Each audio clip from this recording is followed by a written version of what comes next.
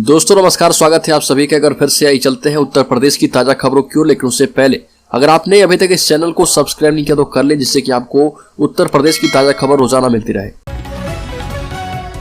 अगली खबर, नोएडा की मांग पर यूपी में लागू होगा लिफ्ट एक्ट। वेस्ट और ईस्ट यूपी के बड़े शहर खासकर नोएडा, गाजियाबाद और लखनऊ हाईराइज इमारतों का गढ़ बनता जा रहा। इन इमारतों में बने फ्लैट तक आने जाने के लिए लोग लिफ्ट का प्रयोग करते हैं, जहां पर खराबी बड़ी घटना को अंजाम देने के लिए काफी है। उत्तर प्रदेश में लगातार लिफ्ट में हादसे हो रहे हैं। इसको देखते हुए नोएडा प्राधिकरण लिफ्ट एक्ट लागू करवाना चाहता है। ये एक्ट पूरे प्रदेश में लागू किया जाएगा। इसकी शुरुआत नोएडा प्राधिकरण ने कर दी है। अगली खबर, किसान नेताओं में टकराव। भारतीय किसान यूनियन के राष्ट्रीय अध्यक्ष गुरनाम सिंह चढ़ूनी ने संयुक्त किसान मोर्चा के नाम खुला पत्र लिखा। चढ़ूनी ने किसान आंदोलन के दौरान हुए घटनाक्रमों का जिक्र करते हुए एसकेएम पर कई गंभीर आरोप लगाए। चढ़ूनी का कहना है कि यूपी के लखीमपुर खीरी में केंद्रीय गृह राज्य मंत्री अजय मिश्रा टेनी के कार्यक्रम का विरोध करने पहुंचे 5 किसानों की गाड़ी से रौंद कर हत्या की गई थी, लेकिन इस हत्याकांड में भी एसकेएम ने किसानों को गुमराह किया।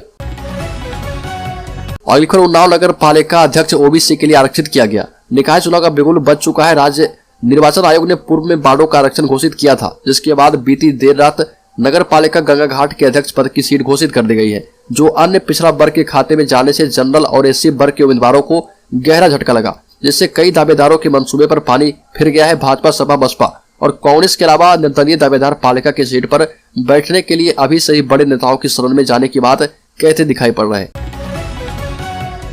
अगली खबर, नोएडा में 2 जनवरी तक धारा 144 लागू रहेगी। आगामी त्योहारों को देखते हुए नोएडा में पुलिस ने धारा 144 लागू कर दी है।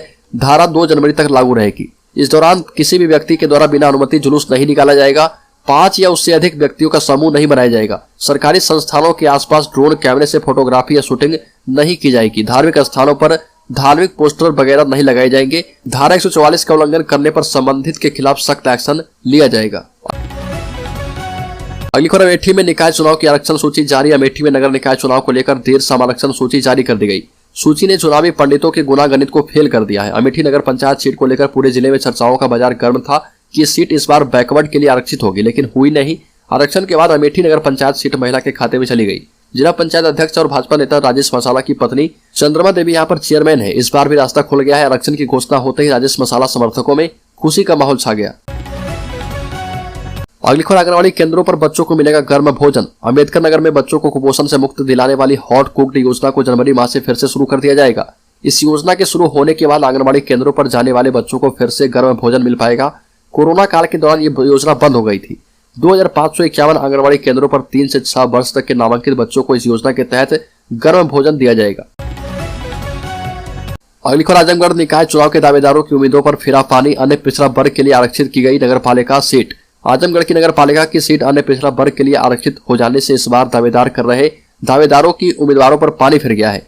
जहां भारतीय जनता पार्टी से भाजपा सांसद दिनेश लाल यादव, निरहुआ के प्रतिनिधि संतोष श्रीवास्तव, सूरज श्रीवास्तव, अजय सिंह अपनी दावेदारी में लगे हुए थे, वहीं समाजवादी पार्टी की तरफ से निवर्तमान चेयरमैन प्रणीत श्रीवास्तव और जुरार खान ये सब लगे थे। अगली खबर, यूपी के 71 शहरों में जीएसटी टीम की बड़ी छापेमारी। लखनऊ, वाराणसी समेत कई जगहों से 50 करोड़ का माल किया गया जब्त। उत्तर प्रदेश के 75 में से 71 शहरों में जीएसटी की 248 टीमों ने बड़ी छापेमारी की। ऐसा बताया जा रहा है कि करीब 100 करोड़ रुपए से अधिक की टैक्स चोरी पकड़ी गई। इसके अलावा 50 करोड़ कीमत का मटेरियल अलग अलग शहरों से जब्त किया गया। टीम ने माल इसलिए जब्त किया क्योंकि कारोबारी मौके पर दस्तावेज ही नहीं दिखा सके, जबकि करीब 2.5 करोड़ रुपए कारोबारियों से ऑन स्पॉट जमा करवाया गया। अगली खबर, उत्तर प्रदेश नगर निकाय, नगर परिषद और नगर पंचायत से जुड़ी बड़ी खबर आई है। आरक्षण की घोषणा कर दी गई है। अधिसूचना जारी कर दी गई है। उत्तर प्रदेश में नगर निकाय, नगर परिषद और नगर पंचायत के लिए आरक्षण की घोषणा कर दी गई। इस संबंध में अधिसूचना जारी की गई। अधिसूचना के मुताबिक 17 में से 8 नगर निगम सामान्य वर्ग के लिए आरक्षित किए गए। वहीं 2 अनुसूचित जाति, 2 पिछड़ा वर्ग और 1 अनुसूचित जाति की महिला के लिए आरक्षित रहेगा। अगली खबर, यूपी के अयोध्या में मर्यादा पुरुषोत्तम श्री राम के दिव्य और भव्य मंदिर का निर्माण कार्य तेज गति के साथ किया जा रहा। इस काम में दिन रात मजदूर लगाए गए और मंदिर का निर्माण कार्य कराया जा रहा। 1992 से राम मंदिर निर्माण के लिए रखे गए पत्थरों का भी उपयोग अब शुरू हो चुका है। श्री राम जन्मभूमि तीर्थ क्षेत्र ट्रस्ट ने मंदिर निर्माण की नई तस्वीरें जारी कर दी। अयोध्या में श्री राम जन्मभूमि मंदिर का प्रथम तल दिसंबर 2023 तक बनकर तैयार हो जाएगा। अगली खबर, शिवपाल सिंह यादव को अखिलेश देंगे इनाम। चचा को यूपी विधानसभा में नेता प्रतिपक्ष बनाने की तैयारी है। समाजवादी पार्टी के प्रमुख अखिलेश यादव और प्रगतिशील समाजवादी पार्टी के अध्यक्ष शिवपाल सिंह यादव के बीच पारिवारिक एकता के बाद राजनीतिक एकजुटता के संकेत मिलने लगे। सूत्रों से खबर है कि अखिलेश यादव अपने चाचा को यूपी विधानसभा में नेता प्रतिपक्ष बना सकते हैं। शिवपाल सिंह यादव समाजवादी पार्टी के टिकट पर ही फरवरी 2022 में यूपी विधानसभा चुनाव लड़े थे। अगली खबर, यूपी निकाय चुनाव को लेकर भाजपा के विधायक दल की बैठक में सीएम योगी ने दिए निर्देश, कहा कि चुनाव पर फोकस रखें विधायक।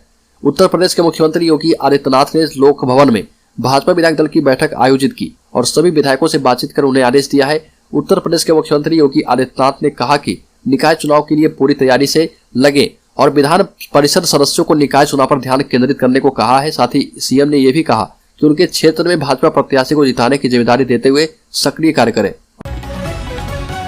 अगली खबर, गुटबाजी की वजह से मायावती के घर में भी बसपा खत्म होने के कगार पर पार्टी में बचे गिने चुने नेता। अंदरूनी गुटबाजी के परिणाम जितने घातक होते हैं, इसका अंदाजा पूर्व मुख्यमंत्री मायावती के घर जनपद गौतम बुद्ध नगर में बसपा के हश्र को देखकर लगाया जा सकता है। गौतम बुद्ध नगर में अब पार्टी में गिने चुने नेता रह गए। सूत्रों की माने तो शेष नेताओं में से अधिकतर अगले कुछ दिन में भाजपा में शामिल हो जाएंगे।